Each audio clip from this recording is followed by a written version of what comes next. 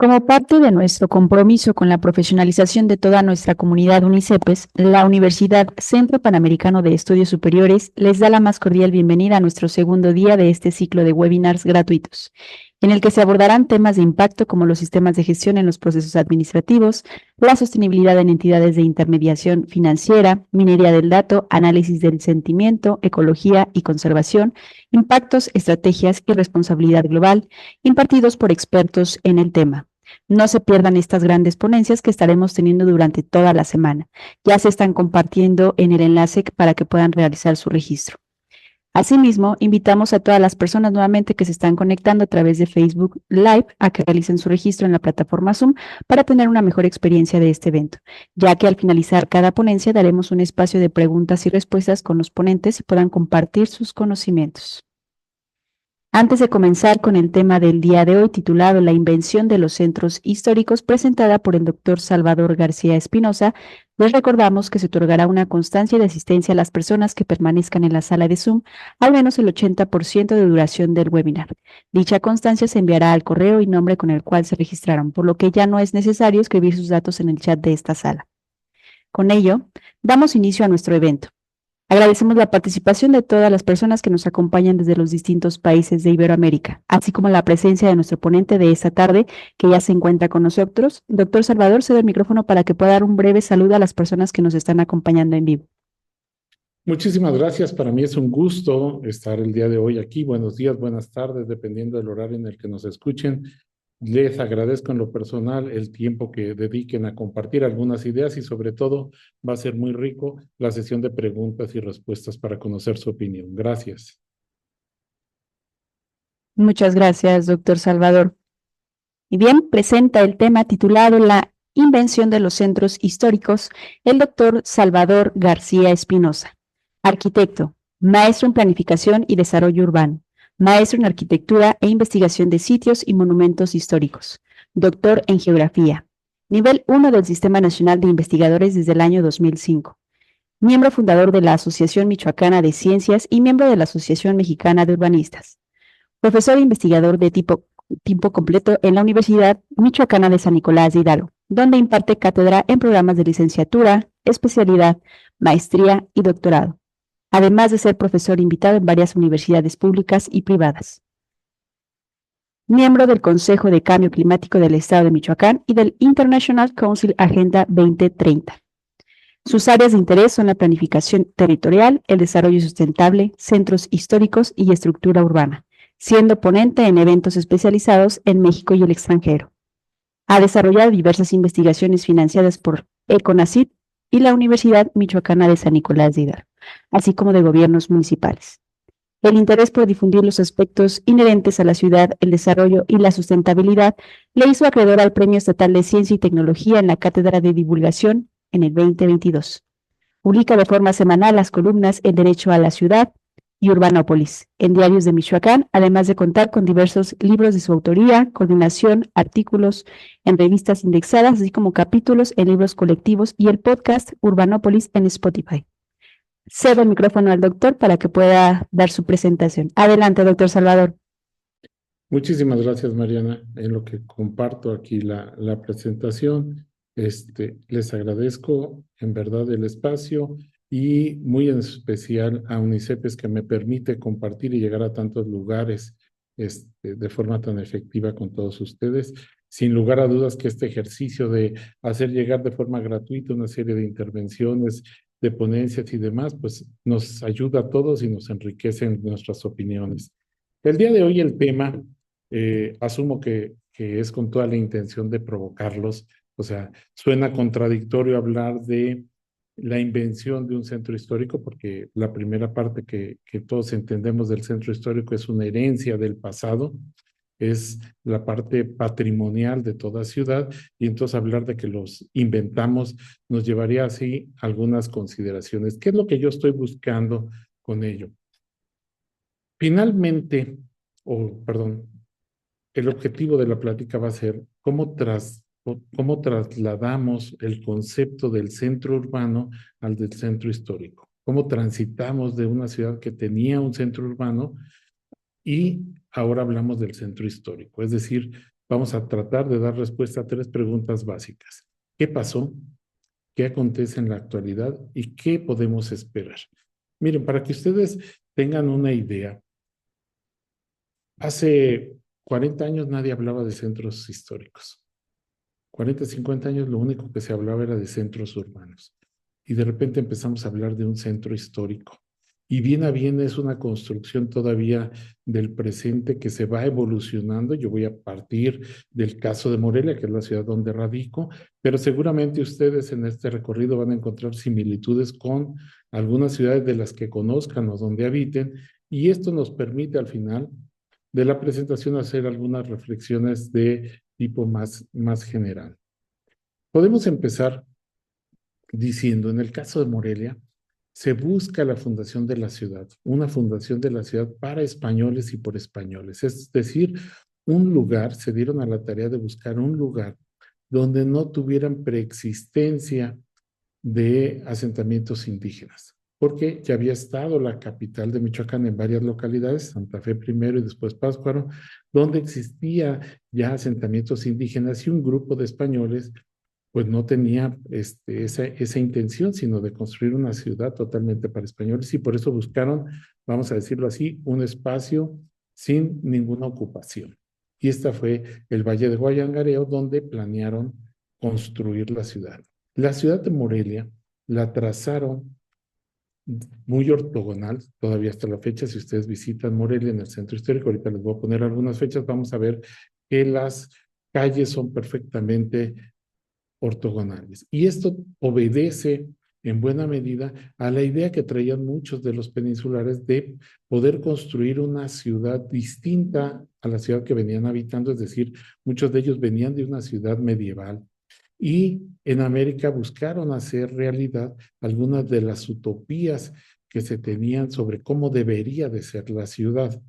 Y en este sentido, hay una idea muy arraigada de que la ciudad dejaba de ser un proceso casual, empírico, donde la ciudad iba creciendo como se podía, que es el caso de las ciudades de plato roto, no solo las ciudades medievales, sino nosotros aquí en México lo podemos ver en las ciudades, por ejemplo, las ciudades mineras, Guanajuato, Zacatecas, cuya traza fue dándose a partir de las bocaminas donde se asentaron los mineros y ahí empieza a desarrollarse una ciudad.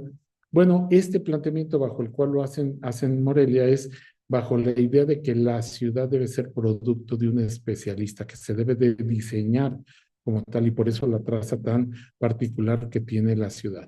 Sin embargo, cuando empiezan a construir la ciudad, ¿qué hacen? Hay una predominancia del espacio público, por eso las calles, las plazas, y reparten los solares donde va a estar el cabildo, donde va a estar la catedral, donde van a estar el ayuntamiento, todos los edificios públicos importantes. Pero pues no había quien construyera la ciudad. Ni siquiera los mismos españoles iban a vivir ahí, porque pues no tenían dónde habitar. Y entonces van a surgir una serie de ordenanzas para obligar a los indios que habitaban en los alrededores a proporcionar mano de obra para la construcción pues de todos los edificios que se ocupaban, no solo los públicos, sino también algunos de los edificios privados, ¿sí? Y empiezan a surgir o mucha de esta gente que viene a trabajar y a construir la ciudad para los españoles va a conformar lo que se les llama los pueblos de indios, ¿sí? Estos pueblos de indios pues no son otra cosa más que los asentamientos cercanos a lo que se pensaba iba a ser la ciudad. Aquí les voy a compartir un mapa de la ciudad a finales del siglo XVII, donde pueden ver en gris los conventos o los asentamientos de los conjuntos religiosos. Para esto, con la finalidad que nos demos una idea de cuál era la extensión de la ciudad. Si ustedes, si ubican Morelia, que la ciudad, la avenida principal es la Avenida Madero, pues estamos hablando de una ciudad de dos o tres cuadras hacia el norte, 2 o 3 cuadras hacia el sur, una ciudad muy pequeña a pesar de los años que habían pasado, ¿sí? Y el emplazamiento de estos conjuntos religiosos, porque hay que decir, era la capital del obispado de Michoacán, cuya extensión llegaba hasta San Luis Potosí, Guadalajara, lo que ahora es Guadalajara, Colima, Por eso la intención de muchas órdenes religiosas de asentarse aquí en la capital del obispado va a proporcionar una de las principales características de la ciudad, que son los edificios monumentales religiosos, ¿sí? Y que tiene que ver mucho con la parte patrimonial en general de todas las ciudades y de lo que ahora se llama o denominamos centro histórico, ¿sí? ¿Qué va a ocurrir?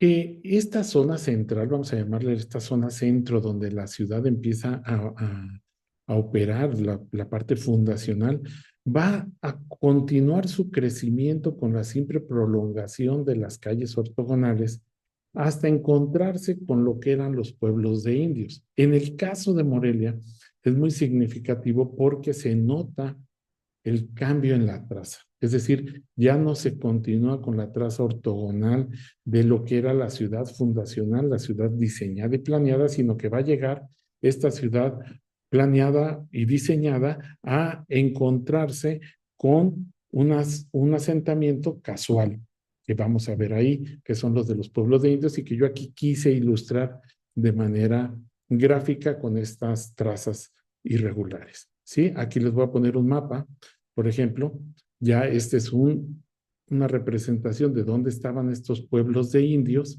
y en el caso de Morelia, por ejemplo, se nota cómo ha cambiado o cómo se va a modificar la traza hacia el oriente de la ciudad, donde se rompe esta ortogonalidad y no es otra cosa más que la presencia o el encuentro de esta ciudad fundacional con los pueblos de indios que estaban en sus cercanías. Ahora, ¿por qué es tan importante esto? Porque estos pueblos de indios van a fusionarse, van a formar parte de la ciudad y después los vamos a denominar barrios, ¿sí? Y entonces ya empieza una primera diferenciación entre la ciudad fundacional, que ahora la vamos a llamar centro, con los barrios de uso habitacional y donde se va a encontrar una serie, una mezcla de usos que se van a dar distintos a los de la zona centro, ¿sí? O a los de la zona residencial, donde estaban las grandes casonas, los edificios monumentales, los conjuntos religiosos, y en los barrios, digamos que se va a dar esta mezcla tan interesante de usos, talleres, viviendas de diferentes tipologías, densidades y demás. Va a venir después, y esta va a cambiar la temporalidad de acuerdo con la ciudad, ¿sí? Un modelo que vamos a importar en México, vamos a denominar las colonias. Y este modelo no es otra cosa más que desarrollos con un uso predominantemente habitacional. Nos llega la influencia europea de decir, pues nosotros no deberíamos de vivir donde se desarrollan otra serie de actividades, sino que las zonas habitacionales deberían de ser única y exclusivamente para puras casas y dejar en otras zonas de la ciudad los comercios, los negocios, los talleres, las fábricas y demás. Esto va a ser muy importante porque mucha de la gente que habitaba el centro se va a trasladar a vivir en estas colonias, ¿sí? Y entonces, ¿qué va a ocurrir? Con el crecimiento de las colonias, que ya están un poco alejadas del centro, va a haber una importancia inusitada sobre las vialidades, porque ustedes recordarán, el antídoto para la distancia, pues es el tiempo. Entonces, ¿cómo hago para llegar más rápido? Pues voy a buscar vialidades más anchas, más rectas, de mayor velocidad.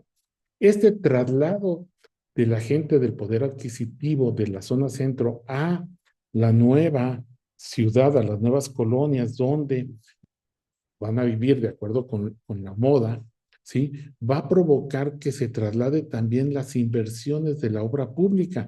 Ahora hay un interés por ir a arreglar, ¿sí? Las zonas de las colonias, las vialidades. Lo que acá en el centro terminaba siendo una plaza, pues en las colonias terminó siendo un camellón, simplemente el área verde como un elemento estético, ¿sí? Y se va a abandonar de algún modo el centro en términos de inversión pública.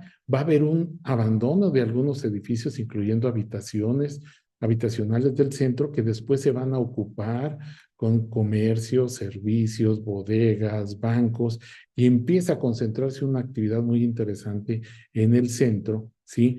A partir del cambio de uso de suelo. Esto también visto desde otra perspectiva, va a conformar esta idea de un centro caótico, ¿sí? Donde hay un deterioro funcional, donde hay mucho tráfico, mucho tránsito, y la evidencia más clara es que vamos a construir libramientos, es decir, cómo la ciudad puede funcionar en su máxima dimensión sin necesidad de pasar por la zona centro. Y empezamos a construir libramientos en muchas ciudades para evitar pasar por el centro, porque es una zona pues que viene a menos y que es muy caótica y que hay que ir por necesidad al centro. Ahora bien, siguen extendiéndose las colonias y cada vez la distancia de las colonias al centro va a ser mayor.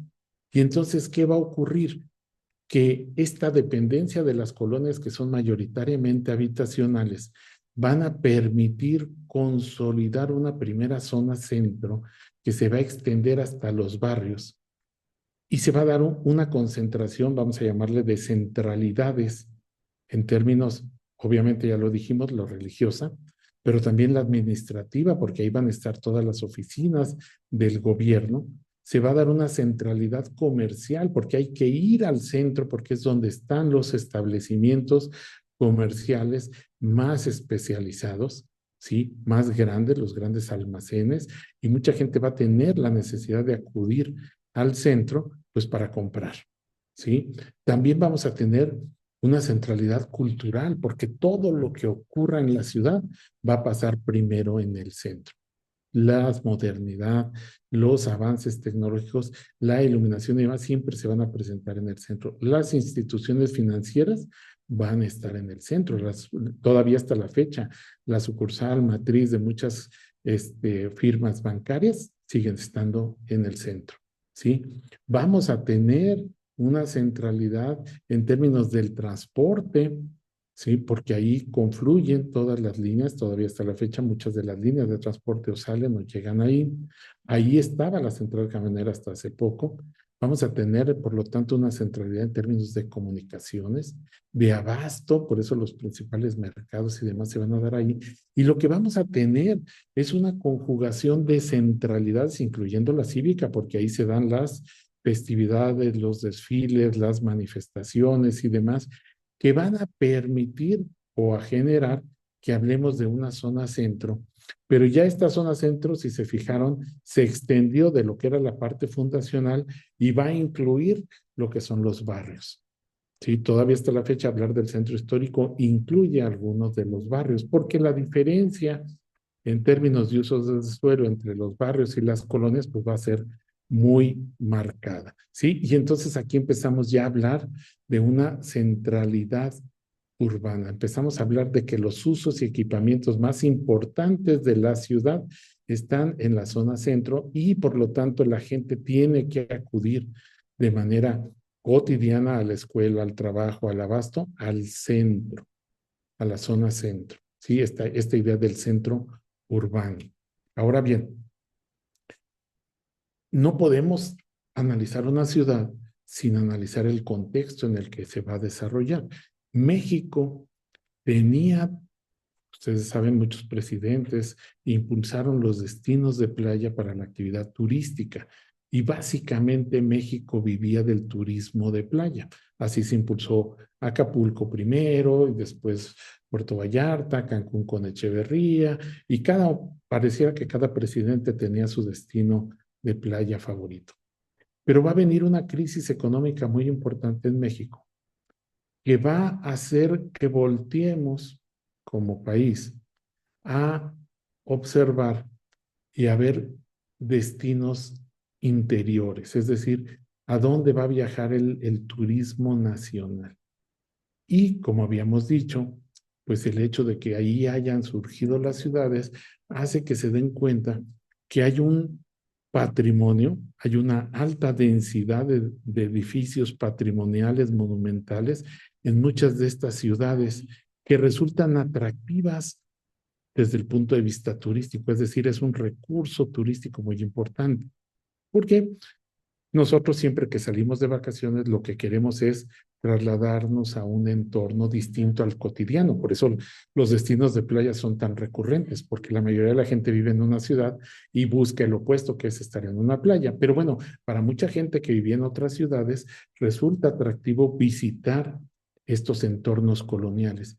De hecho, el programa que se lanza se llama Tesoros Coloniales y busca aprovechar varias ciudades que tienen esta característica de una alta densidad de patrimonio edificado, que tienen una imagen, un entorno urbano muy particular y que además tienen un potencial que son el enlace carretero, que les permite a la gente visitar estas ciudades en un fin de semana. Es decir, están relativamente cerca de las grandes zonas metropolitanas como la Ciudad de México, como Guadalajara, como Monterrey, que pueden trasladar si es un turismo nacional que va a ir a algunas ciudades. Inclusive se empieza a manejar como un multidestino, es decir, yo puedo visitar varias ciudades en un circuito, en un recorrido.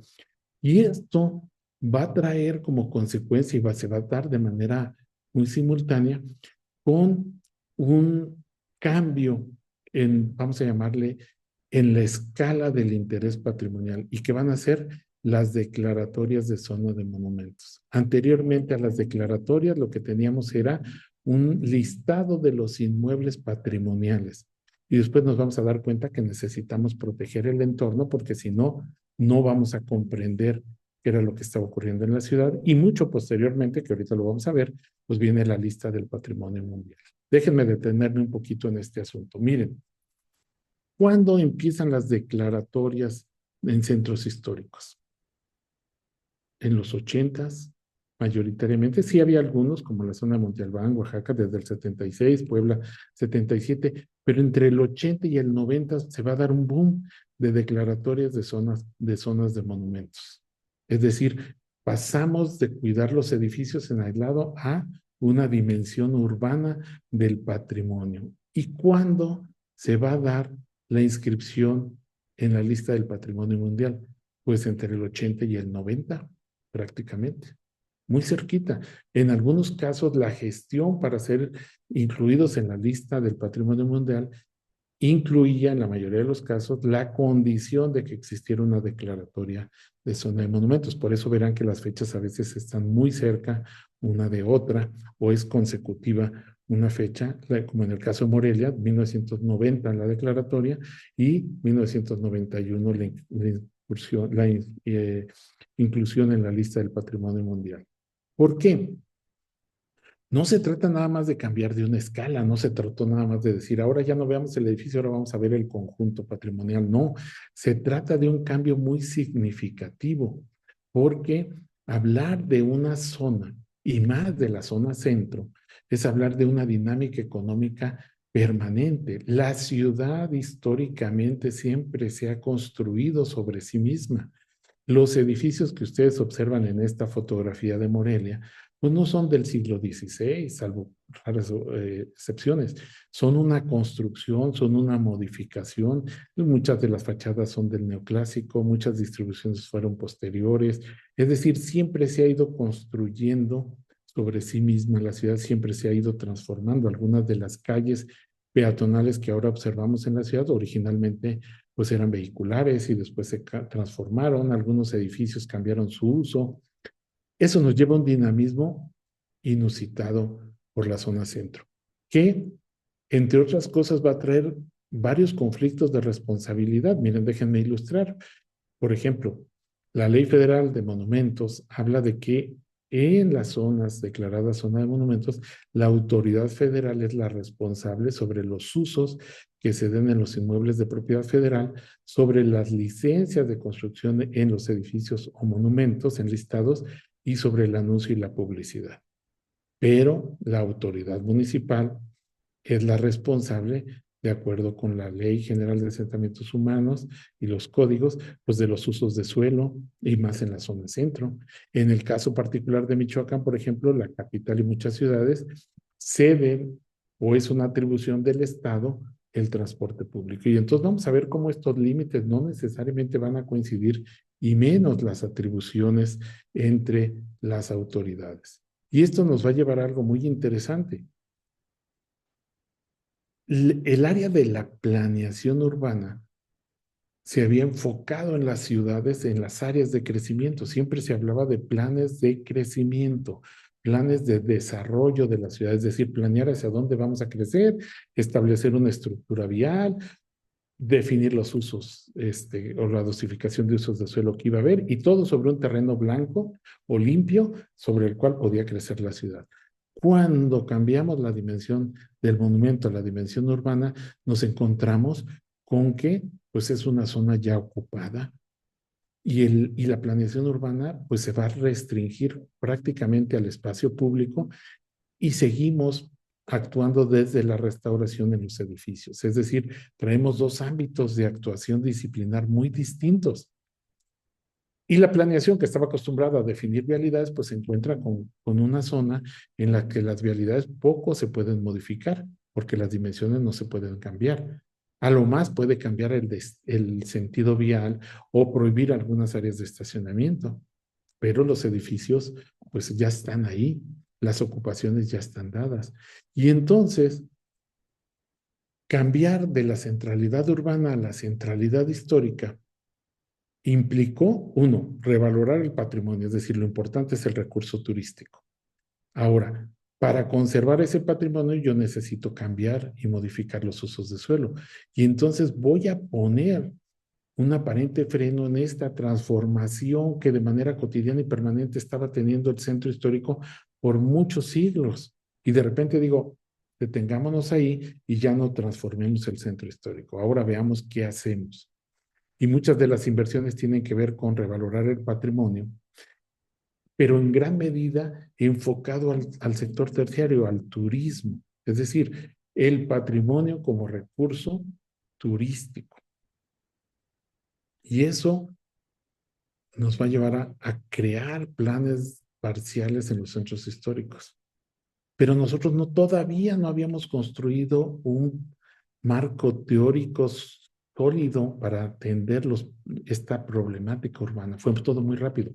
Tan es así que si ustedes revisan los planes parciales que se hicieron sobre centros históricos, los primeros hablan de, por ejemplo, plan parcial para la reactivación del centro histórico, plan parcial para el rescate del centro histórico, plan parcial para la recuperación del patrimonio histórico. Y cada ciudad le empezó a poner unos atributos en función pues, de unos objetivos muy particulares, pero bien a bien no teníamos claro. Y entonces vamos a ver cómo en esta zona centro va a empezar a buscarse confluir desde diferentes perspectivas. Una reestructuración urbana que va a buscar la planeación, pero de la mano con un interés del sector turístico por buscar la rentabilidad del patrimonio. Es decir, pues sí, necesitamos ocupar esos edificios. Ya no vamos a estar restaurando edificios para hacer museo. Y restaurábamos otro edificio y museo. Y empezamos a hablar incluso de una tendencia a hacer solamente museos o oficinas, ¿no? Ahora los tenemos que hacer rentables, y entonces empieza esta idea de ocuparlos con hoteles, con tiendas, con restaurantes. Y lo más importante, entonces el tema del centro histórico ya no es exclusivamente de la planeación urbana o de la restauración, sino ya tiene que ser un campo común a múltiples disciplinas, porque está habitado y está ocupado. Y entonces empiezan los sociólogos, empieza el urbanismo, la administración pública, las ingenierías, la economía, y entonces ya se vuelve un ámbito multidisciplinar, interdisciplinar, que hasta la fecha es lo que ha pretendido resolver cada caso de los centros históricos. ¿Por qué hablo de que se inventó el centro histórico? Porque en aras de privilegiar el aspecto histórico, patrimonial del centro, lo que hicimos fue, de alguna manera, fracturar o fragmentar la centralidad. En el caso particular de Morelia y de muchas otras ciudades, ¿qué hicieron? Dijeron, hay mucha gente que llega al centro. Tenemos actividades que son incompatibles con la vocación turística del centro. Y entonces saquemos la central camionera, saquemos a la universidad. Hay ciudades donde se construyeron ciudades universitarias en las orillas de la ciudad. Saquemos algunos abastos, saquemos oficinas administrativas, Palacio de Justicia, y empezamos a sacar cosas que desde esa perspectiva eran incompatibles con la vocación patrimonial del centro. ¿Y qué quedó en el centro? Una centralidad histórica que ya tenía, una centralidad geográfica, porque la ciudad ha crecido a partir de ahí, y a lo mejor la centralidad cívica y simbólica. Pero la realidad es que ahorita mucha gente que habita la ciudad, pues ya no tiene que ir al centro. Resuelve su vida en otras zonas y dejó de acudir al centro. Y el centro, claro, tiene una vocación turística. Ahorita hablar de centros históricos es imposible pensar en no pensar en el turismo, pero pareciera que entonces construimos un centro para los turistas, no para los habitantes de la ciudad. Y sí puede ser patrimonio de la humanidad, pero no es un patrimonio que use la comunidad de la ciudad. Desde el punto de vista urbano, esto que llamábamos centro urbano, pues en realidad cuando lo transformamos en centro histórico, lo que hicimos fue desvincularlo de la ciudad propiamente. Tan es así que se vincularon buena parte de estos centros y más los que son considerados patrimonio de la humanidad y crearon una asociación para buscar pues, qué hacer con los centros. Y la vinculación entre ciudades del patrimonio es tan fuerte o es mayor que la que tienen con su entorno en muchas ciudades. Y la muestra más evidente, pues es que estamos haciendo en todos los centros históricos lo mismo. El mismo turibús, la misma rondalla, incluso las mismas leyendas, las mismas cadenas de hoteles, de restaurantes. Empieza a haber una homogenización de los centros históricos. En mi punto muy particular, pues hubo necesidad de ponerle estos letreros, ¿verdad? Antes la gente sabía dónde estaba por las características de la ciudad, pero ahora como hay tanta homogeneidad, dicen, pues hay que ponerle el lugar, porque si no la gente no va a recordar dónde está, y surgió esta idea de estar poniendo las letras monumentales en muchas de las ciudades que en mi perspectiva me parece una gran contradicción, ¿no? Porque lo que empezamos es buscando las particularidades de cada ciudad que la hacían única e irrepetible. Y ahora estamos hacia la homogenización de los contextos históricos. Ahora bien, ¿qué pasó con estas reubicaciones? Pues que ese centro urbano, al estarle sacando las centralidades, y entendamos por centralidad la relación con el resto de la ciudad, es decir, aquí hay que distinguir muy bien. El centro es un lugar, la centralidad es una relación. Y entonces lo que cambiamos fueron las relaciones con el resto de la ciudad. Y lo que llamábamos subcentros urbanos, que eran zonas que permitían de alguna manera suplir las necesidades de buena parte de la población para que no tuviera de manera cotidiana que ir al centro, se fueron consolidando con el centro histórico y se convirtieron en centros urbanos especializados. ¿Sí? Y entonces ahora tenemos prácticamente un centro urbano especializado en comercio, en educación, financiero. Digo, el caso más espectacular o más conocido a lo mejor es en la Ciudad de México con Santa Fe, que se volvió un centro financiero y comercial, pero cada ciudad empieza. Y estos subcentros, que ahora son centros especializados, dependiendo de la vocación, van a incentivar el crecimiento de la ciudad. No es lo mismo un subcentro en Abastos que un subcentro educativo. Algunos van a impulsar el crecimiento, van a llevar más plusvalía al entorno y van a provocar que este crecimiento se dé. Y esto se va a dar de la mano con un proceso que aquí en México hemos llamado metropolización, y es que se empiezan a juntar las ciudades. Y entonces lo que estamos viendo es que muchas ciudades ya se juntaron, pero cada una tenía su centro o su centralidad. Y entonces ahora tenemos ciudades policéntricas que se incentivaron, en mi opinión, desde mi perspectiva, en buena medida, a partir de privilegiar el carácter histórico del centro urbano. ¿Sí? Y entonces, por cuidar nada más la parte histórica, hemos fortalecido la policentralidad de las ciudades. ¿Cuál es el gran riesgo?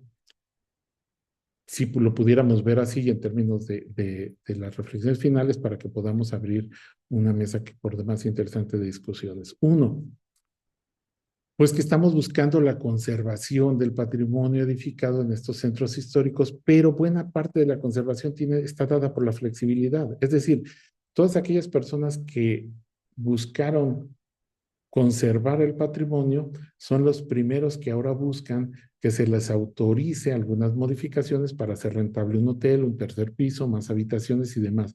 Y si no permite esa flexibilidad, pues se abandona el edificio Si el INAH no autoriza, se cae el edificio y entonces usan el terreno. Entonces pareciera que la conservación está en función de esta flexibilidad del patrimonio que se buscaba conservar.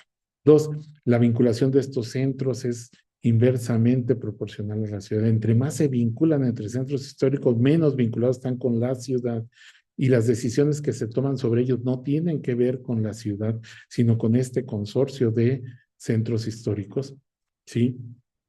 Y nada más conferirle una centralidad histórica resulta que los puede hacer o los está haciendo prescindibles en la estructura urbana de la ciudad.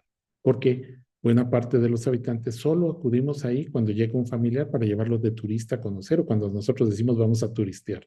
Pero en lo cotidiano no acudimos. No nos es indispensable, ¿sí? Y lo más importante, si están de acuerdo conmigo y si no me encantaría que fuera manera de provocación, pues es que en realidad inventamos este concepto, esta figura urbana del centro histórico y por eso me atrevo a decir que el centro histórico como elemento urbano es más bien un invento del presente que una herencia del pasado. La herencia eran los edificios, era la centralidad geográfica, porque la ciudad, en la mayoría de las ciudades mexicanas creció alrededor del centro, ¿sí? La centralidad funcional, porque ahí había que acudir a hacer muchas de las cosas que se necesitan en una ciudad, pero que ahora nos dijeron, dejémosla, empecemos a crecer la ciudad sin ella, puede ser prescindible, pero es un nuevo elemento que modifica la estructura urbana que hasta ahora habíamos tenido en la ciudad.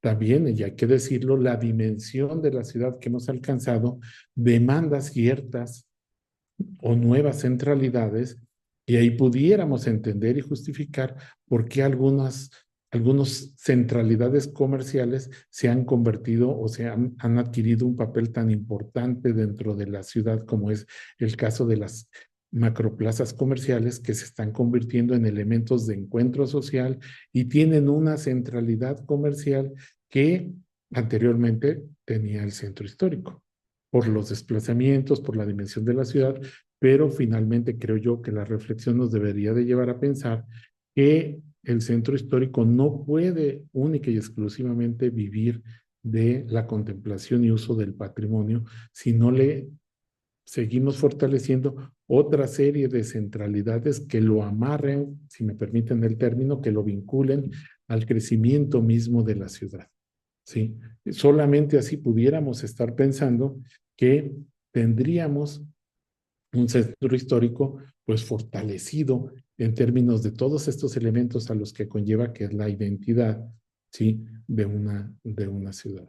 Yo quiero agradecerles mucho el tiempo y sobre todo anticipadamente sus comentarios, no sin antes decirles que nos pueden seguir en diferentes redes sociales a partir de Urbanópolis, que es nuestro podcast, ya lo mencionaba, nuestra página de Facebook, de YouTube, y donde compartimos siempre estos temas que consideramos interesantes y nuestras columnas semanales. Muchísimas gracias y cedo los micrófonos a Mariana, por favor. Agradecemos la valiosa participación del doctor Salvador García Espinosa con el tema La invención de los centros históricos. Antes de dar espacio para algunas preguntas a nuestro ponente, queremos presentar el video promocional de nuestra tercera estancia internacional en Cátedra Iberoamericana de Educación, Investigación e Innovación Educativa, que tendrá lugar del 9 de noviembre al 16 de noviembre en la Universidad de Alcalá, campus histórico de la ciudad en Madrid, España. UNICEPES te invita a unirte a la tercera estancia internacional en Cátedra Iberoamericana de Educación, Investigación e Innovación Educativa, del 9 al 16 de noviembre del 2024 en la Universidad de Alcalá, España. Disfruta de enriquecedoras visitas académicas y culturales en Alcalá de Henares, Toledo y Madrid. Te alojarás en la acogedora residencia universitaria Lope de Vega, con pensión completa, incluyendo desayuno, comida y cena. Este programa es ideal para quienes desean expandir su expertise en investigación y mejorar su desempeño profesional, además de explorar diversas realidades educativas, acceder a herramientas avanzadas para la innovación y fortalecer sus proyectos de investigación. No te pierdas esta oportunidad única. Contáctanos y asegura tu lugar hoy mismo. ¿Eres profesional de la actividad física y el deporte? Tenemos algo especial para ti. Participa en la estancia internacional Sports Analytics en Cosenza, Italia, organizada por la UNICEPES y la Universidad de Calabria. Esta experiencia única te permitirá actualizar tus conocimientos y compartir con expertos internacionales. Incluye diversos laboratorios didácticos y visitas culturales en el maravilloso sur de Italia. Para mayor información, visita www.unicepes.edu.mx o contáctanos vía WhatsApp. No te lo pierdas. Te esperamos en Italia para vivir una experiencia inolvidable.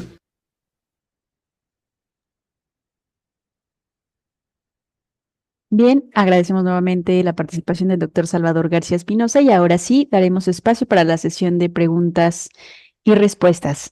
Para ello les recordamos hacer uso de las reacciones de la plataforma Zoom para que activen su micrófono o escribir sus preguntas a través del chat. Mis compañeros de marketing estarán dando lectura a cada una de sus inquietudes. Adelante, por favor.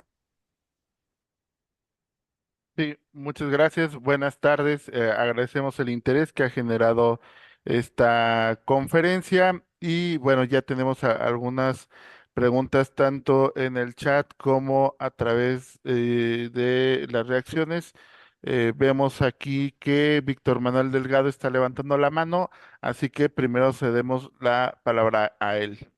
Adelante. Muchas gracias. ¿Me pueden escuchar? Sí, muy bien. Muy bien. Pues ante todo agradecer a la institución y al doctor por poder compartir su conocimiento. Básicamente mi pregunta, doctor, yo le hablo de San Luis Potosí. Estamos también haciendo labores de investigación aquí en el posgrado de Derecho. También fortaleciendo lo que dijo, ¿no? De la transdisciplinaridad, trabajo entre disciplinas, etcétera. Una pregunta que me he cuestionado mucho. Fíjate, no sé qué opina usted sobre la influencia de lo digital, porque está realmente transformando el espacio en los centros históricos. Le pongo un ejemplo, pues los bancos efectivamente, ¿verdad? También aquí estaban las matrices aquí de los principales bancos, por prestigio y por funcionalidad en su momento, pero había un banco muy importante aquí en el centro, BBVA, que era Bancomer, histórico, y simplemente cerró, surgió en su lugar un lugar de tacos, de una taquería famosa, pero a mí me preocupa mucho, bueno, cómo viene toda esta parte de reorganización del espacio, reapropiación del espacio, porque ¿qué va a pasar con esta parte donde las cuestiones financieras, no solamente en el centro, sino se hablaba de Santa Fe o de las zonas financieras, también van a sufrir una transformación?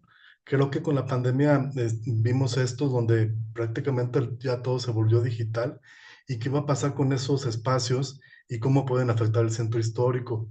También la parte económica, pues ya está resultando más cara. Ir al centro, pagar un estacionamiento, los productos son más caros porque a su vez tienen esa plusvalía de que cobran más por estar rentando, etcétera. Y la gente está ya comprando por internet, e inclusive las plazas comerciales pueden resultar afectadas en este espacio. No sé qué opinión le merezca, doctor. Totalmente de acuerdo, y sí es todo un tema, ¿eh? Es todo un tema que ya se está estudiando. En el caso particular de los centros históricos, por ejemplo, la gran crisis que se está presentando son estas plataformas turísticas, es decir, la gente puede reservar, puede comprar hospedaje, pero la derrama no quedó ni siquiera en la ciudad a la que se hospedan, porque fue a través de una plataforma que está en otra ciudad, a partir de estas cadenas. El cambio en el asunto habitacional para generar departamentos y viviendas para estas plataformas de vivienda temporal como Airbnb, pues está impactando. Y hay ciudades que han tomado legislaciones particulares en contra de que se prolifere con este modelo, pero lo que estamos viendo es que pues, muchos de nosotros podemos entrar en una plataforma, pagar, adquirir cosas y llegar y hospedarnos en un lugar, pero no hay certeza de que la derrama económica fue donde estaba, más que en los consumos que podamos hacer. Entonces, claro que sí está modificando totalmente, pero es una dimensión que todavía no podemos, ahora sí que valga la redundancia, dimensionar la magnitud, pero hay que verlo porque efectivamente, ¿qué está pasando con estos edificios? Si el caso de las sucursales bancarias creo que es de los más evidentes, Ahora ya las plataformas nos hacen que acudamos menos, entonces ya se acabaron las grandes sucursales. ¿Y qué va a pasar con todos estos edificios? Ahí, por eso decía yo, hay que pensar en todas las funciones que cumple el centro histórico, y no solo es el turístico, el de contemplación de los edificios, porque de repente pues se acaban los recursos para estar restaurando edificios nada más para que sean galerías de arte, museos o oficinas, ¿no? O sea, necesitamos usos más rentables. Pero sí, yo los felicito por estar viendo este punto, pero es algo totalmente, ahora sí que inconmensurable hasta ahorita, porque lo que de repente se asoma, pues es mucho en términos de digital y que nos cambia la movilidad. Muchísimas gracias, doctor. No, a usted por los comentarios. Muchas gracias por la primera pregunta. Bueno, ahora doy paso a leer algunas preguntas que tenemos dentro de el espacio del chat. Una de ellas es de Ricardo Ortiz Farías. Primero lo felicita por la conferencia y dice qué opinión le merece la ciudad administrativa en Morelia, en el centro histórico. Y el día de hoy publiqué mi columna al respecto. Creo que yo celebro que regresen las oficinas administrativas al centro, pero más allá de decir que desde mi perspectiva está bien, porque hace algunas décadas se decidió cambiarlas, precisamente en aras de privilegiar la parte histórica. Creo que es todo un reto. Es todo un reto porque puede ser una buena idea, pero hay que solucionar muchos de los posibles impactos. O sea, más de 1,000 trabajadores acudiendo al centro implica garantizar el estacionamiento de ellos y el estacionamiento de los clientes. Implica prever los usos de suelo complementarios que todos los usos tienen, los grandes equipamientos. Un hospital sabemos que va a generar alrededor una serie de usos complementarios, igual unas oficinas administrativas empiezan las copias, la comida, los despachos de servicios, los peritos y demás. Si no se prevé todo eso, pues el impacto sobre la zona norte del centro histórico de Morelia, pues va a ser negativo y va a terminar siendo una buena idea, pero mal instrumentada, ¿no? Entonces hay que estar pendientes. Muchas gracias, doctor. Ahora cedemos la palabra a Luis Carlos López Ulloa, quien está levantando la mano. Adelante. Hola, buenas tardes. Primero, muchas gracias por la conversación, muy interesante. Me gustó mucho, sobre todo cuando comenta esto de las ciudades policéntricas. Yo vivo en Tijuana, soy profesor en la Universidad Autónoma de Baja California, y nosotros acá tenemos el problema, y lo ponía en el chat, de que pues esta ciudad es muy joven, tiene 135 años, y pues está hecha en gran parte de migrantes, ¿no? Entonces la gente cree que la ciudad no tiene historia porque no es una ciudad colonial, ¿no? Es decir, tú vas a lo que nosotros denominamos el centro histórico, y pues tenemos un par de edificios antiguos que tienen no más de 100 años. Entonces el centro pues ahorita está teniendo, vamos a decir, un boom, sobre todo por compañías inmobiliarias que están tumbando viejas edificaciones que existen de los años 60, de los años 70, y están construyendo edificios modernos, vamos a decirlo así. Entonces, me gustaría mucho saber su opinión a partir de lo que usted comentaba en su conversación, hacia dónde cree que debe evolucionar el concepto de centro histórico, sobre todo por lo que decía usted que es una invención reciente. ¿Cómo ve usted hacia dónde debe de encaminarse la idea de centro histórico? Gracias. Bueno, no, gracias a ti por el comentario. Primero que nada, pues claro, es que las ciudades fronterizas son todo un caso atípico, ¿no? Y yo coincido plenamente. Si comparamos todos los estados del norte, si se comparan con el centro del país, pues siempre salimos perdiendo, ¿no? ¿Por qué? Porque la idea de lo histórico, pues tiene que ver con una temporalidad que no corresponde. Ahí creo que nos ha faltado como que la parte local, ¿no? De cada quien definir qué es lo que es histórico y qué es lo importante para su ciudad, porque la normatividad de repente pues es tan general que cuando piden que se atienda como monumento histórico, pues rápido les van a decir que no corresponde a lo que dice la ley, que para la temporalidad, y entonces lo dejan en el desamparo total, o en manos de los inmobiliarios.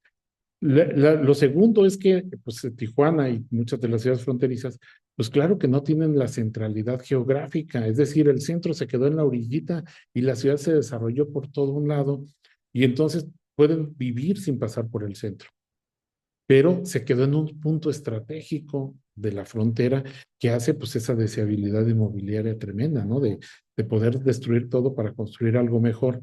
Y yo creo, ahí en mi experiencia, es que pues cada ciudad pueda definir lo que para ellos es relativamente histórico, importante para su ciudad, más allá de lo que se pueda decir a nivel país, y poder, desde el punto de vista de la normatividad municipal, resguardar y controlar el cambio de uso de suelo y los permisos de construcción, pues para garantizar la conservación de esa historia que cada ciudad debe de tener. Entonces, creo que es un buen momento para hacia dónde van los centros históricos.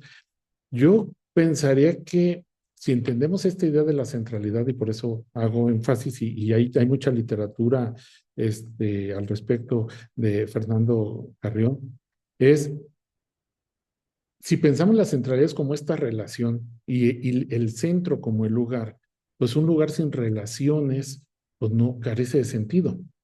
Y entonces, ¿qué hacemos con el centro? Debería ser una pregunta de qué hacemos con la ciudad. Es decir, yo no puedo cambiar el corazón de la ciudad sin entender qué quiero en la ciudad. Es como nosotros decir qué hago con mi corazón, pues depende de cómo esté tu cuerpo, ¿no? Hay gente que no la pueden operar de corazón porque el organismo en general no soporta. Entonces, las decisiones de qué hacemos en el centro tienen que ver con qué hacemos con la ciudad. Y erróneamente muchas veces se toman como si se tratara de un sector nada más que puede cambiarse independientemente de la ciudad, y yo creo que ese es un error. Tendríamos que ver qué centro histórico necesita Tijuana, que es muy distinto al centro histórico que tiene Morelia o Querétaro o San Luis Potosí. Hay ciudades que han buscado complementar su actividad industrial con un atractivo turístico. Y hay ciudades como Morelia que viven del atractivo turístico, pero no tienen la actividad industrial. Entonces, como que el centro juega un papel muy distinto en el contexto de la ciudad. Habría que ver, Tijuana, pues, ¿por qué necesita un centro histórico?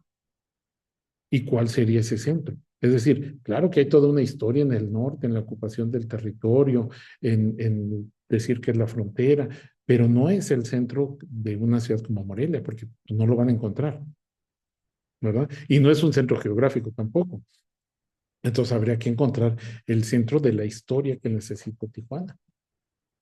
No es fácil contestar, perdón, a lo mejor no di respuesta puntual, pero creo que sí, el camino a trazar sería, pues estudiemos la ciudad para poder entender cuál es el centro y por qué ha cambiado tanto el centro, ¿no? Gracias, ¿eh? Muchas gracias, doctor. También tenemos algunas otras preguntas a través del chat. Una de ellas es de Carlo Edgar Amaro Peña, quien dice, la designación de los términos pueblo con encanto y mágicos ayudaron a los centros históricos en su conservación en México o solo fue un impacto para el turismo nacional e internacional. En mi opinión fue derivado de este éxito que tuvieron el programa de tesoros coloniales, es decir, tesoros coloniales, ciudades coloniales, como que creo yo, en mi opinión, se quiso repetir ese a una escala rural poniendo esta idea de pueblos mágicos. Muchos no son pueblos y tampoco son mágicos, pero bueno, claro que hay un atractivo. Ya no profundizamos, pero la idea de lograr la inscripción en la lista del patrimonio mundial para muchas ciudades las ubicó ahora sí que como en el top de los destinos turísticos, y empezó a llegar gente de todo el mundo porque decían, bueno, acaba de surgir este patrimonio como si fuera nuevo, pero era desconocido. Entonces muchos buscaron el interés de inscribirse en el patrimonio mundial, pero no por la conservación, sino por el beneficio turístico que ello trae. ¿Sí? Y se vino una avalancha de turistas que provocó un cambio de uso suelo, una tercerización, que hubo procesos de gentrificación que están expulsando a la gente, localidades completas donde están llegando jubilados de otros países a vivir, y empieza a darse un cambio que no dimensionamos y apenas estamos como tratando de analizar, pero que tiene que ver con una dinámica económica global por andar inscribiéndonos en estos contextos, ¿no? Es sumamente interesante, pero muy complejo. Gracias, doctor. Ahora abrimos el micrófono para otra persona que está levantando la mano. Este es el caso de Andrés Waldo Espinosa. Adelante. Sí, hola, ¿qué tal? Igual también de acá de Tijuana, igual que Luis Carlos, y sí, concuerdo con él. Efectivamente, Tijuana es una ciudad que se forjó por gente proveniente de otras partes de la República y también de otros países.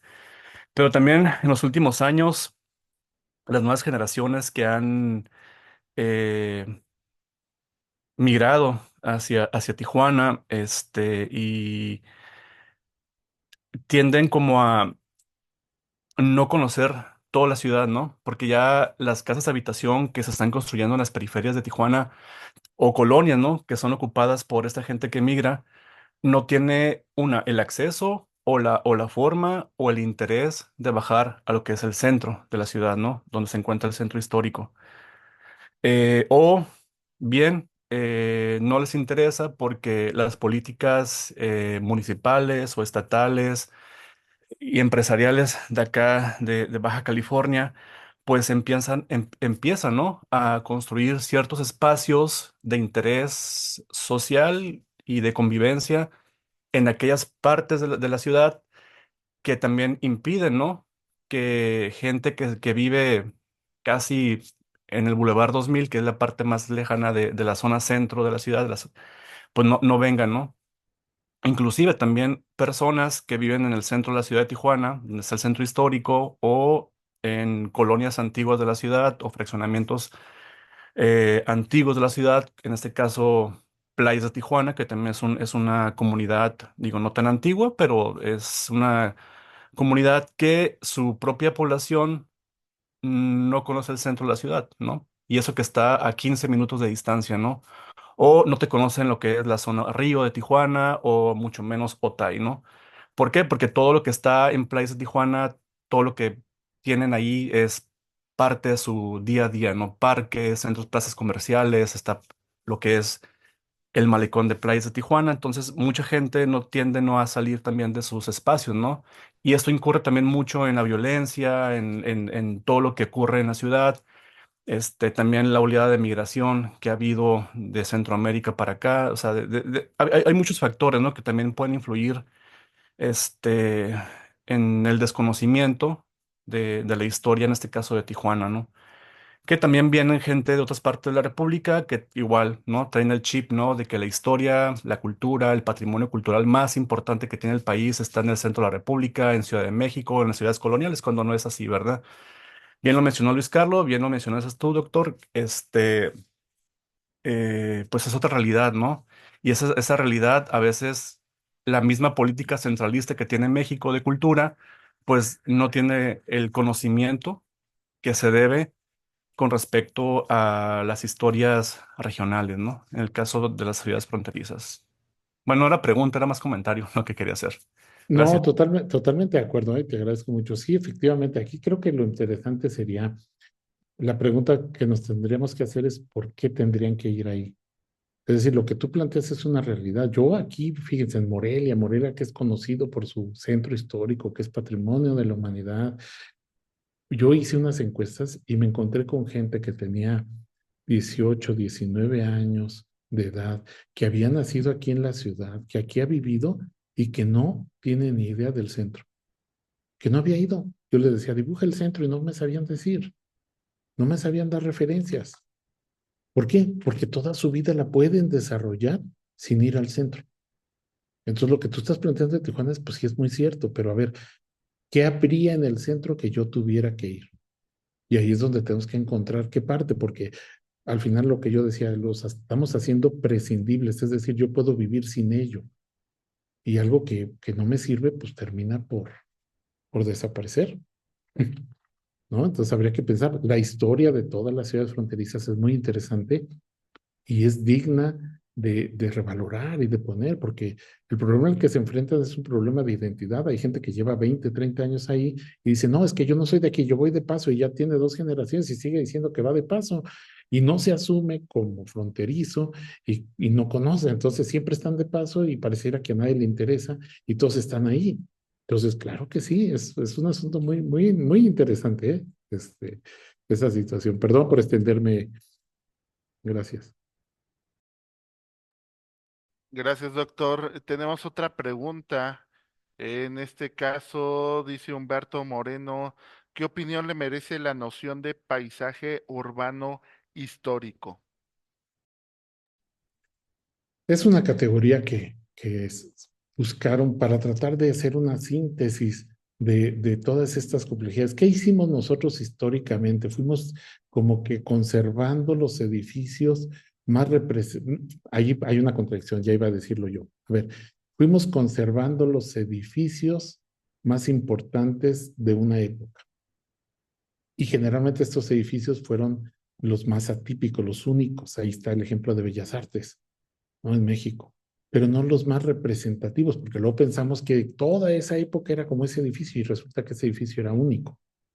Y entonces tenemos de repente nosotros en nuestras ciudades un collage de una serie de estilos arquitectónicos, de edificios, de sistemas constructivos y demás, que solamente en ese contexto es que se pueden explicar pues, la ubicación de algunos edificios y la evolución de la ciudad. Por eso la idea de verlo como un paisaje cultural, es decir, responde a un contexto geográfico muy particular que sin él pudiéramos incurrir en una lectura equivocada y por eso el interés de conservar estos paisajes culturales, ¿no? Creo que es una buena escala para integrar lo edificado con el entorno natural, geográfico de muchas ciudades. Gracias, doctor. Tenemos varias manos levantadas también aquí en la plataforma y le abro el micrófono a Julián Rodríguez Segovia para su participación. Adelante. Gracias, buenas tardes, doctor. Saludos desde Aguascalientes. Preguntar también si los centros históricos como origen que han tenido en relación al comercio, eh, ¿cuál será la afectación que tienen? Porque es una cuestión que yo he visto en varias ciudades, que los comercios que ahora se establecen en las áreas del centro histórico, pues no tienen nada que ver o no contribuyen, creo, no sé, conservar la belleza arquitectónica del lugar, incluso, pues bueno, ya temas propios como uno que se ve en el centro histórico de la Ciudad de México con la llegada de tantas tiendas de productos, bueno, por llamarlos a algunos, ¿no? De productos chinos, ¿no? Entonces, ¿qué acciones o qué tan válido es dejar que evolucione de esa forma el comercio o sí debería de haber algunas restricciones en su opinión? Yo te hablaría, por ejemplo, con la experiencia del caso de Morelia. Miren, en el caso de Morelia, esto que decía de que la gente, digamos, gente con poder adquisitivo se fue a vivir a estas nuevas colonias, el campestre, colonias residenciales que surgieron, y empezó a rentar sus edificios.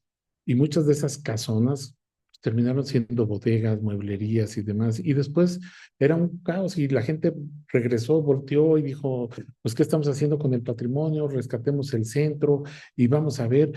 Y se dieron cuenta. Ahorita, si ustedes visitan Morelia, pues van a ver muchos edificios y restaurados y muchos con restaurantes, hoteles boutiques y demás, una manera de conservar de mejor manera la arquitectura o la dignidad de estos edificios, pero tiene que ver mucho con la inversión en el espacio público. Es decir, el gobierno tuvo que recuperar las plazas, tuvo que reubicar comerciantes ambulantes, tuvo que modificar banquetas, tuvo que arreglar calles, pues para que pudieran dar un servicio a otro, vamos a llamarle otro nivel socioeconómico, que pudiera ser rentable otro tipo de comercios. Y entonces ahora es muy cómodo o es accesible llegar a restaurantes, hoteles, un teatro, o sea, otro tipo de equipamientos que el público al que está dirigido pues no iba porque ni tenían vialidades, ni había estacionamiento, ni había seguridad, y entonces aquello como que empieza a deteriorarse. Creo que no se puede ver este control de usos de suelo o este cambio si no se analiza desde la perspectiva del espacio público. Otro aspecto que pasó aquí, y reubicaron el comercio ambulante que estaba en las calles, en los jardines, y muchos de ellos pues fueron a una casa que estaba ahí cerquita y le dijeron, oye, déjame vender por la ventana.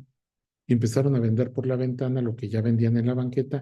Resultó tan rentable que terminaron pues rentándole todo el edificio, la gente se fue del centro y al rato todo el edificio es una tienda de estas que tú mencionas, ¿no? También hay una lógica económica contra la cual es muy difícil ir si no se dan las condiciones pues para que sea rentable, pero bajo otros usos complementarios, ¿no? Porque va a ser muy difícil que alguien le apueste un proyecto o una inversión significativa si lo dejan solo. Tiene que ir acompañado del espacio público, del gobierno y de otras propiedades. ¿Sí? Es algo de lo que pasó en la Ciudad de México con la adquisición, por ejemplo, por Carlos Slim de tantos edificios y luego el centro, el gobierno de la Ciudad de México modificando tantas calles, pues para hacer rentables las inversiones de nuevos departamentos y demás. Sí, creo que hacia allá pudiera explorarse esa posibilidad en Aguascalientes. Gracias. Gracias, doctor. Voy a dar lectura a un par de preguntas que también están aquí en el chat. Una es de Mariana Navarro. Dice, en relación al nombramiento de barrios mágicos, ¿qué nos puede compartir? Y la otra pregunta desde Paraguay nos la hace Antonio Bobadilla. Dice, cuando se derrumba o se destruye completamente un monumento histórico, como fue el caso de una casona en su país, ¿qué impacto tendría construir una réplica? Bueno, a ver, el primer caso, creo que esta idea hablábamos de tesoros coloniales, pueblos mágicos, barrios mágicos, pues tiene que ver, en mi opinión, con esta idea de primero buscar un elemento de identidad. Es decir, este barrio es conocido por esto en particular y eso por verlo atractivo. Desafortunadamente mucho está en función de la actividad turística. No estoy queriendo satanizar la actividad turística. Lo que quiero es plantear es que no puede ser el único motivo que pase, porque ahora que pasó la pandemia, por ejemplo, se acabó el turismo y entonces toda esa zona estaba desierta. Y toda esa gente que vive de la actividad turística, pues, ¿de qué vivía? Entonces, nada más apostarle a un asunto como un barrio típico, un barrio mágico, para efectos de una rentabilidad turística, creo que la historia de la ciudad nos está demostrando que es un error.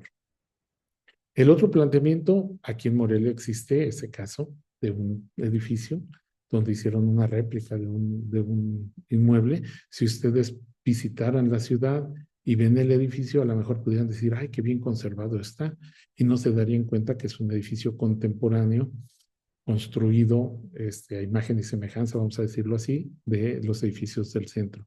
Desde la perspectiva de la restauración, pues todavía no nos ponemos de acuerdo. Hay quienes dicen que eso es una falsificación y sería más honesto construir algo de la época actual y que tratar de hacer una imitación o una falsificación. Creo que tiene que ver con la calidad arquitectónica. O sea, muchas veces la arquitectura contemporánea no tiene la calidad que esperaríamos, pero bien valdría la pena, yo soy de la opinión, de dejar pues la huella de la época, aunque sea en el centro, y así lo tenemos. Muchos de nuestros centros tienen algunos edificios de varios niveles que en su momento buscaron pues dejar ese precedente. Después hubo esta idea de congelar el centro en una temporalidad, como está ahorita, no cambiemos, no hagamos nada, pero habría que analizar que finalmente es la suma de diferentes épocas, estilos e intereses, ¿no? de la ciudad. Muchas gracias, para no extenderme y dar oportunidad a los demás.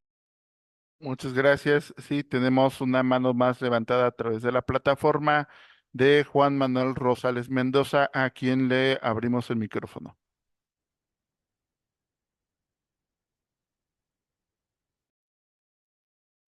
Doctor, ¿cómo te encuentras? Gusto saludarte. Un gustazo, aunque sea a distancia, verte. Igualmente, doctor. Bueno, primero reconocer, sé que tienes toda una trayectoria investigando estos temas que te ha permitido observar el fenómeno desde muchas perspectivas, que además lo has dialogado con muchos especialistas, que además tienes mucho trabajo de campo y mucho trabajo en economía y muchas cuestiones analíticas del fenómeno. Es decir, lo que aquí nos comentas proviene de una línea de investigación desarrollada por muchos años y eso pues da elementos para decir lo que nos estás diciendo. Y bueno, agradecer agradecer el haber dedicado una vida académica a analizar este tipo de fenómenos. Yo te quería comentar que, bueno, estoy con el caso, tú lo sabes, con el caso de Torreón específicamente, y ahí tenemos una centralidad que no está en el centro, como pasaba con los compañeros de Tijuana. El centro de la ciudad está pegado a Gómez Palacio, que está en Durango, entonces es otro estado. También tenemos una centralidad que no es turística. Torreón no es una ciudad con vocación turística y difícilmente la va a tener. No es una centralidad histórica porque igual que pasa con Tijuana, es una ciudad de los últimos 100 años, entonces definir qué es lo histórico está en proceso por los propios habitantes, y además es una ciudad no conservadora. Es una ciudad, vamos a decir, si existe una tradición en Torreón, es la de cambiar, ¿sí? No la de preservar, válgame la expresión, la tradición está en el cambio y no en preservar los precedentes. Esto se me hace a mí muy interesante en el caso de la ciudad de Torreón. ¿Qué opinas en general de estas ciudades que pueden tener valor o vocación patrimonial, pero que no son turísticas y entonces no se puede considerar ese tipo de inversiones para reactivarlas? Mira, Gracias. bueno, primero un gusto. Déjenme comentarles que José Manuel, tengo muchos años de conocerlo, fue un alumno brillante y me da gusto que ande por allá en el norte. Él sabe que yo tengo especial aprecio por las ciudades del norte. Yo creo que primero el hecho que no sea turístico pues lo salva. Qué bueno que no tienen ese elemento del turismo. Cuando creo que a lo mejor algunos elementos que pudieran ayudar a manera de ir buscando de brújula sería esta idea de la centralidad. Por eso yo hablo de varias centralidades y bueno, no yo, pero ahí está la literatura. Una es la histórica, una es la geográfica. Y Fernando Carrión lo menciona muy bien. Todas las ciudades son históricas. Todas. Pero allí habría que entender el concepto de histórico, es decir, no es el histórico de la Ley Federal de Monumentos, no es el histórico de comparándome con la fundación de Tenochtitlan, no es el histórico de la llegada de los españoles, es la historia de la ciudad. Y todas las ciudades, desde esa perspectiva, pues tienen un centro histórico, donde empezó la ciudad. Algunas ya no tienen vestigios, ¿sí? Lo que tú dices es muy claro, hay una idea por cambiar.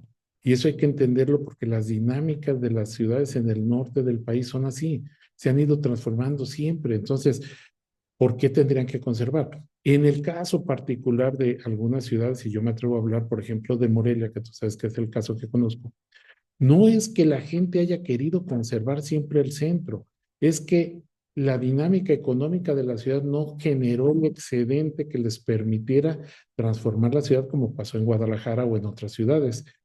La prueba está que sí hubo algunos edificios de Mario Pani de varios niveles en el mero centro de la ciudad. Es decir, después dicen, qué bueno que no hubo los recursos para transformarlo y ahora podemos presumir que lo conservamos y es un atractivo turístico que genera recursos, pero no necesariamente es la rentabilidad lo que, o el interés patrimonial, a veces es la falta de recursos.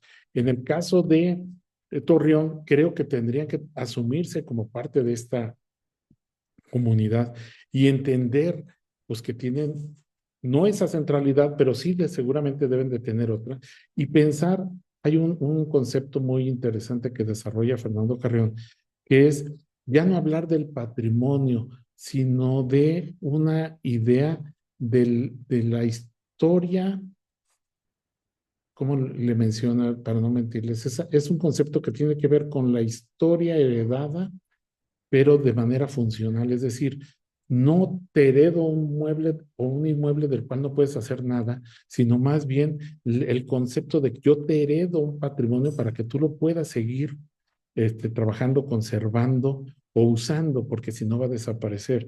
Y yo creo que en el caso de Torreón tendrían que encontrar cuáles son esos vestigios, y es que no hay edificios, porque ya sé que se los están echando muy rápido, que les ayuden a explicar el origen de la ciudad, porque si no, después no se entiende pues que a quién se le ocurrió poner una ciudad aquí, en un lugar aparentemente tan inhóspito, y entonces no podemos explicar, y volvemos al asunto del paisaje cultural que ya se mencionaba, o al asunto de entender esta historia, pero muy particular, muy regional, de por qué la ciudad es donde está y por qué ha pasado con esta transformación, ¿no?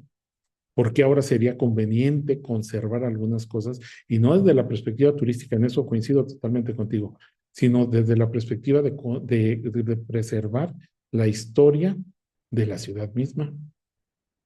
Creo yo, seguro no te aclaré mucho, pero es todo un reto y me da mucho gusto saludarte. Un abrazote. A continuación, cedemos la palabra a Humberto Moreno, quien tiene la mano levantada en el chat, aquí en la plataforma. Adelante.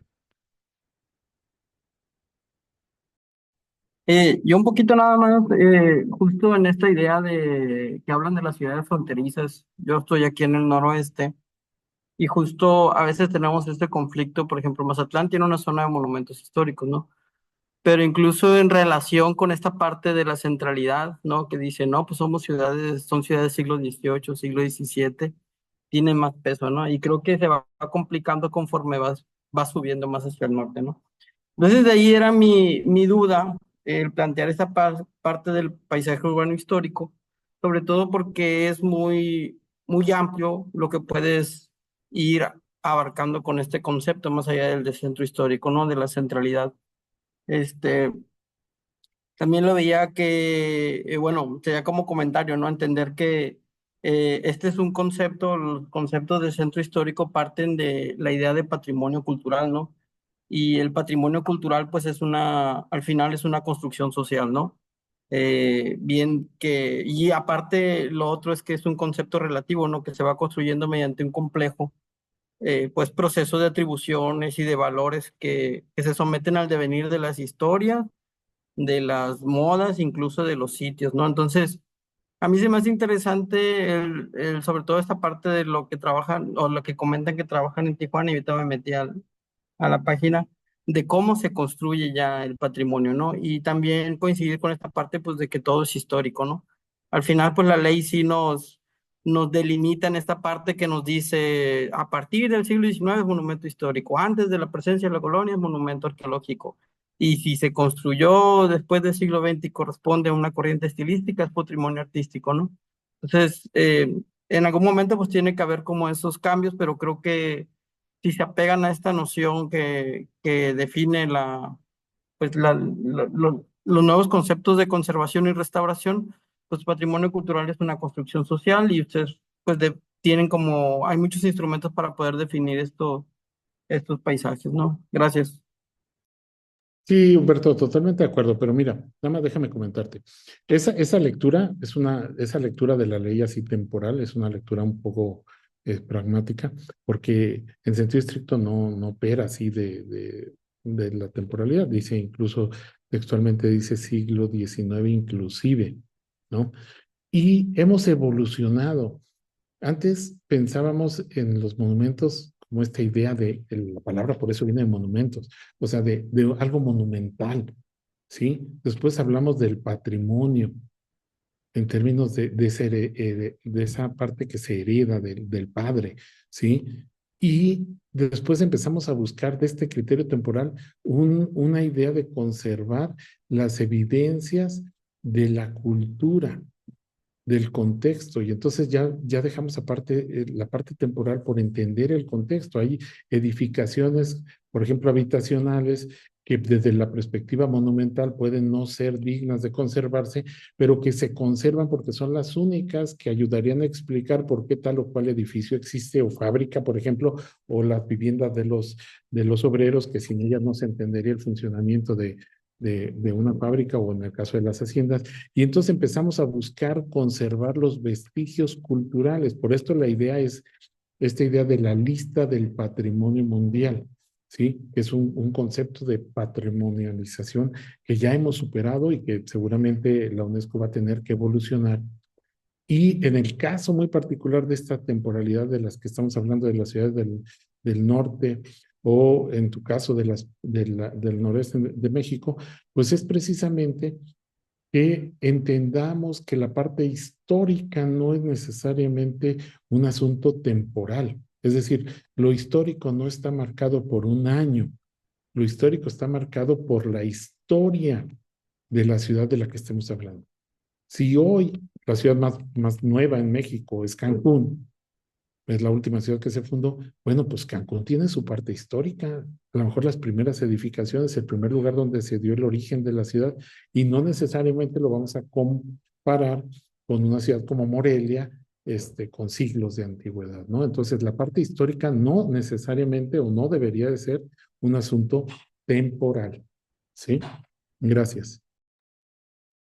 Muy bien, también a través de las redes sociales, desde Perú, Tito Arevalo Ríos nos pregunta, ¿considera usted que el tema turístico en una zona histórica y colonial pasa por un tema político más que económico o ambas cosas deben ir juntas?